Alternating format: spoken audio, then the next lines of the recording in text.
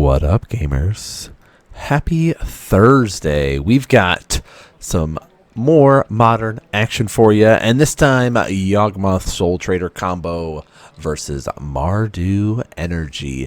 And things are going to be a little bit different for this episode. We'll get into it once we get into it, but I really wanted to feature a Green Sun Zenith deck, and we're already seeing it right off the bat. Green Sun Zenith for the price of for free. Well, I say for free. You're casting it to get a Dryad Arbor here.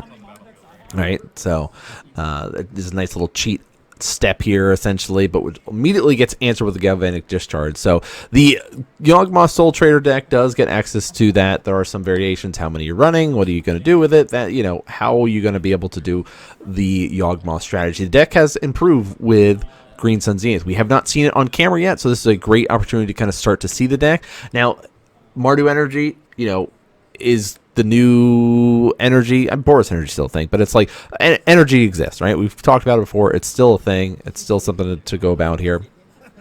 And we do get a little bit of hints about what is the difference between the Mardu Energy and the Boros Energy. But for right now, Strangleroot Geite's going to be swinging in, poking for 2 damage. We're already going to be starting to kind of fetch and shock and start just kind of getting ourselves set up here. We did a Galvanic Discharge to kind of slow down our opponent because things could have gotten really out of hand very fast with just the amount of ramp that they get access to. So now what can we follow it up here? This turn 3 mana. Attempt to Thoughtseize here, and that's a great reveal because that gives us access to strip away the Agatha Soul Cauldron, and we are nice enough to play Revealed here for everybody and a Guide of Souls. So looks like we've got our Soul Trader, we've got our Yawgmoth, we've got our Strangleroot Geist, and then we also have access to our Birthing Ritual. So a lot of tools. Looks like Birthing Ritual will be the cast here, and go to the end step. It's such a good, like, Birthing Ritual is so good. Like, it gives us so much information. Like, we get to look through so many cards with it. Like, every time that I play the card, I'm like, man, this card's sweet. All right, another shock. But with the Guide of Souls, the most powerful card within the energy package, things are going to get a little bit tough here. Especially now that we get a second one out, you're going to be gaining double life. You're going to be getting a lot more energy off of every single trigger here. So it's going to, yeah, look at this. Ocelot Pride, let's gain another. We're going to gain 2 life. We're going to be able to get some more energy. Things are going to get weird. I'm very likely will mess up life totals at some point, trying to keep track of all the triggers from double Guide of Souls and the Ocelot Pride and all that shenanigans. So I'm going to do my best. So if I make a mistake, let me know. All right, so how is our Yawgmoth player? They need, ooh, Fatal Push. The Blood Artist is really nice right here because if that's really where you need to be fighting and targeting if you're up against the Yawgmoth deck, is like the Undying creatures are annoying, yes, but they're not the scary part of the deck. All right, the drain effects are the part that you need to be worrying about. That's the easiest, most fragile part of the deck. You know, especially in the case where like Blood Artist gives you the life back that you'd be sacrificing, because there's another Strangleroot Geist. We're going to sack it with the Phyrexian Tower, get double black, so it comes back, and now we get to do a Marionette Apprentice. So here is a drain effect, essentially. It's just a ping effect, really, though. Does 1 damage to your opponent. They lose 1 life. You don't gain any life, though. But if you have Soul Trader out, right, and you're able to just kind of go about things, you can strain your opponent with the Soul Trader combo. Swinging 6, dropping our opponent to 7. Hoping for a good trigger, maybe off of our Birthing Ritual here. Ooh, double Birthing Ritual in that, and a Green Sun Zenith. But we can turn this into another Undying creature, which is really nice. If we could draw a land next turn and get set up with the Yawgmoth, it will be really nice. We're going to take quite a bit of damage, though. So we really need to get access to, like, a drain effect here. I guess you could go, I don't know. It's a tough spot. Oh, no. Ocelot Pride number 2 coming out. All right, here's the swing. Triggers. Let's, yep, spend it all. Let's push for damage. Wait a minute. Did that Ocelot Pride just come in and attack Unless there's another one hidden off camera. Pyromancers. Seasoned Pyromancer is really good here. Yeah, so that Ocelot Pride should not have attacked here. So we would have had a little bit more wiggle room to maneuver. Hey, mistakes happen. That's why we're sitting here and trying to catch these things. That's why we're recording stuff. But the big thing to note is, like, how much of an engine is generated off the Guide of Souls is huge. Every time that a creature's entering, you're gaining energy, you're gaining life. So, like, we're back up to 20 there. All right, what do we got? Can we stabilize here? Can we adjust the game plan? Can we fix our kind of potential death coming?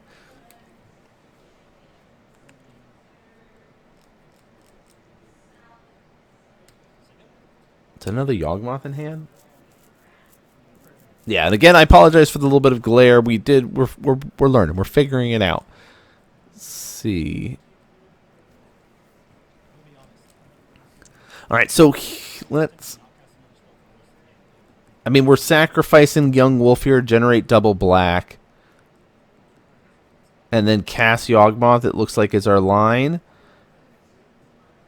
Because the treasure doesn't really help us here. Unless there's a... Is there a creature like a Gravecrawler in our graveyard already? I don't think there is. All right, we're mathing. We're going through it, just trying to see if we can piece something together here. We can push for a little bit of damage. I mean, not really, I guess, because of all the blockers that exist. But, yeah, so we're going to do a little bit of drain, cast this Yawgmoth, sacrificing the Young Wolves. Now we can start doing some manipulation of counters. We're going to keep draining, and you'll see just kind of the life totals slowly just tick down for both players. Boop, boop, boop. We really need access to, like, a Court of Calling here. Oh, even the Court of Calling, though, we don't have access to... I guess we get a land and Court of Calling, and then we can find maybe a way out of this. Going to 1. I guess we would have had an extra 3 life to work with. Birthing Ritual trigger. Oh my gosh. No lucks, no lucks. All right, so things are going to be a little bit different here because we are going to be pivoting. We're going to be shifting over into a deck discussion, sideboard discussion, because these players both said, hey, game 1 was at least an exciting back and forth game. If you're going to show the game on camera, show only game 1. We don't want to show any of the other games from that match. And so respecting both the players, we're going to be able to sit here and do that. So we'll see. I don't have exact lists, so you'll see some cards on stream right now, but we'll pivot over and you'll see kind of 2 quote-unquote stock lists, and we'll talk about sideboard stuff in a second here as we kind of shift gears and go over why you should be running certain cards and why you might do this. If you guys like this kind of adjustment to some of our gameplay videos that we're releasing, maybe we'll be doing more of these, maybe like once a month or something like that. We'll do just a best of one. Okay, let's talk sideboard side of things now. So let's pivot over to the other side.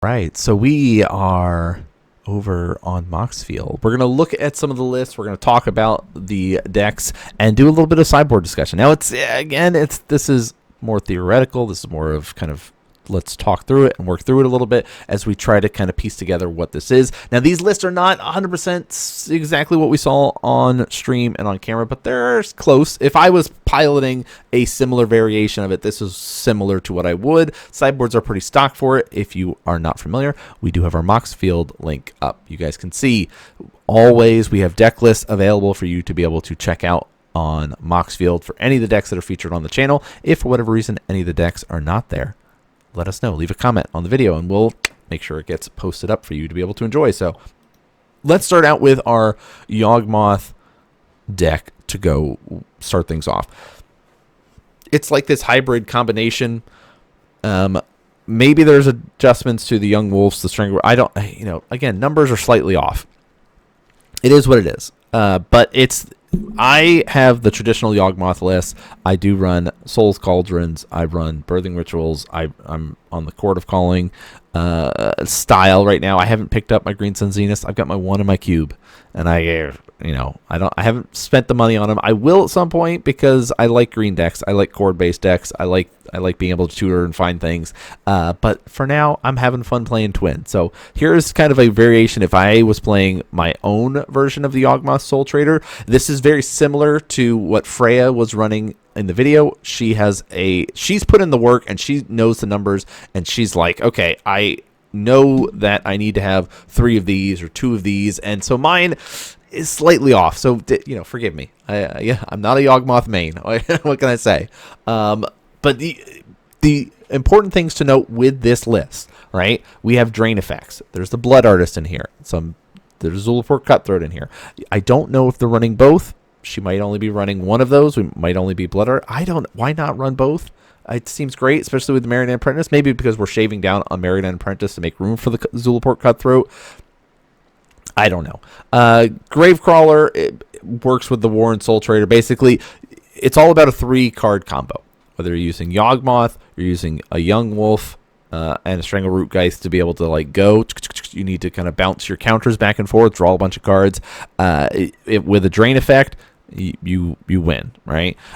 Same sort of deal with the Warren Soul Trader. If you have that with a Marionette Apprentice, Blood Artist, Zulaport Cutthroat, and you're just sacrificing, paying life, sacrifice another creature, get a treasure token. Cool, I'm going to sacrifice this Gravecrawler. And now he's in the graveyard. I'm going to pay that treasure and bring him back, right? And just rinse and repeat with the of course, Drain effects of the Blood Artist. You present a loop and you are able to win. We've seen that on camera before. Our sorceries, instants, enchantments, all that kind of good stuff here. Green Sun Zenith in there. Some variation of numbers, whether it's 2 or 3. I feel like that's good. I don't know if you need 4. I still like the idea of having a couple rumbles in there. Speeds it up, helps us find something that we might need. Also throws stuff in the graveyard that could be relevant later on with an Agatha Soul Cauldron. Some lists are running, again, 2 to 3 of this.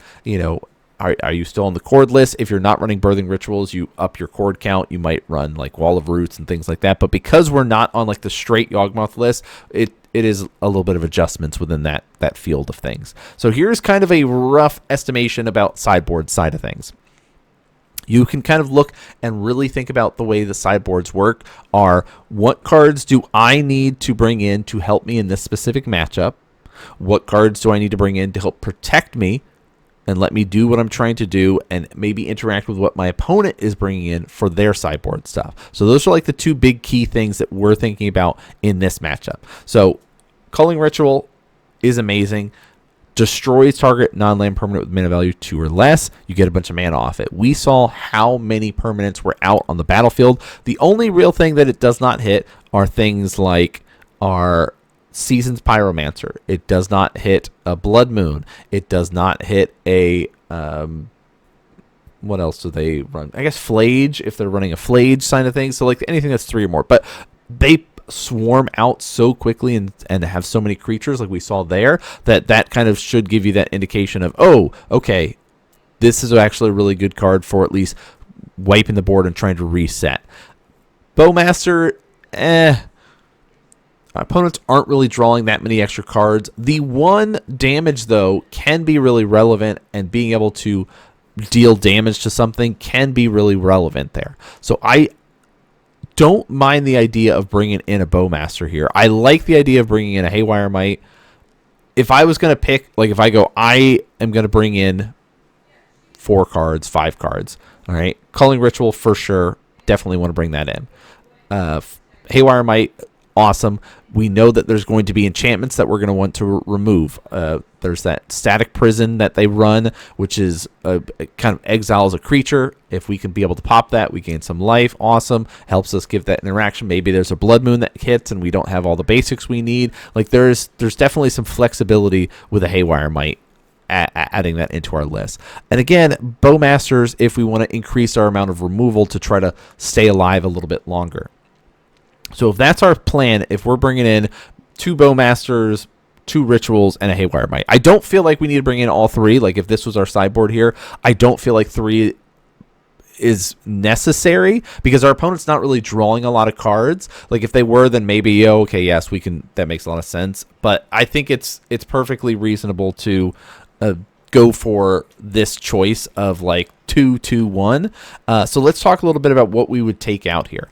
Personally, I don't mind the idea of just streamlining things a little bit and maybe just pulling the Soul Trader combo and the Grave Crawlers out altogether. Like if I'm doing a 3-3 split like this, and then I could just replace it and go, okay, I'll do all Bowmasters, 2 Culling Rituals, and the Haywire Might, and just like remove it. Or you could be able to go, okay, I'll keep 1 Soul Trader, 1 Grave Crawler, just in case it comes up. I don't need as much redundancies with that. I want to still have the combo pieces, so I'll shave that. And then I would look to maybe shaving down on some of my Undying effects. That's always solid. I really hate ever shaving on any of these like stuff in the middle here. Any of the Sun Zenith, Rumbles, Chords, I get the Soul Birthing Rituals. Like I really don't like getting rid of this. If we were running a playset, maybe you could make the argument for getting rid of a Birthing Ritual. But like I think our area of attack is to land a more traditional combo style of things than a Gravecrawler Soul Trader combo. It is fast and it is powerful and it does have that redundancy of being able to cast them from the graveyard, but I feel like I don't know. I as things like this are better, right? I don't know. That's my brain for it. That's the way I would do it. But if you're a Yawgmoth player, let me know. Let's hear your thoughts on how you might do it, or if you're Warren Soul Trader combo player, let's hear your thoughts on how you might sideboard in this specific matchup. So then let's talk about Mardu Energy.